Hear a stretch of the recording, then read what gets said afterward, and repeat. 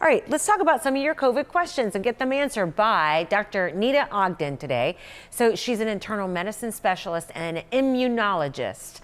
Doctor, good morning.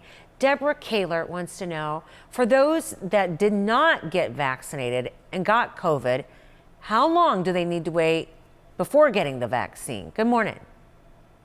Good morning. Thank you for having me. I think that's a really great question. And actually, if you've had COVID and you haven't yet gotten vaccinated, there aren't any guidelines per se about when to get vaccinated. So you could get vaccinated right away. Keep in mind though, you should be done with your isolation period and you should be no longer symptomatic. However, if you did receive monoclonal antibody while you were sick with COVID, then you should wait 90 days because there could be some interference between that medication and the efficacy of the vaccine.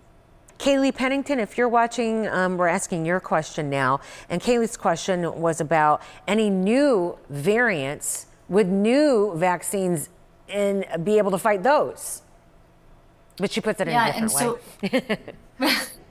I think that that's so important as while we talk about these days is the Delta variant and other variants on the horizon. And certainly the amazing thing about the mRNA vaccines is that they can be tweaked. And when necessary, the mRNA of a variant could be used in that vehicle. At this point, we don't see the need for that. We have really good protection against serious illness, hospitalizations with the current vaccines. But that's something to keep in mind for the future, certainly. Hopefully we won't be seeing those variants as more of the world gets vaccinated, as more of this country gets vaccinated, because that is what will really control variant spread. There's also more talk in the science community about vaccines that more broadly address the coronavirus spike protein, not just one area, but different epitopes, which will allow more lasting broad protection against variants. So this is all something that will happen in the future, but at this point, no.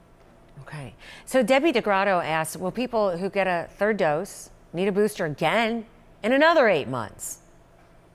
It's a really good question. Again, a lot of this depends on a few factors. As more of the country and more of the world gets vaccinated, we may not have the same threat of the variants. We may have greater protection because there won't be as much community spread. However, just speaking to this third dose, if you think about like childhood vaccines, a lot of them are given in serial doses over years even.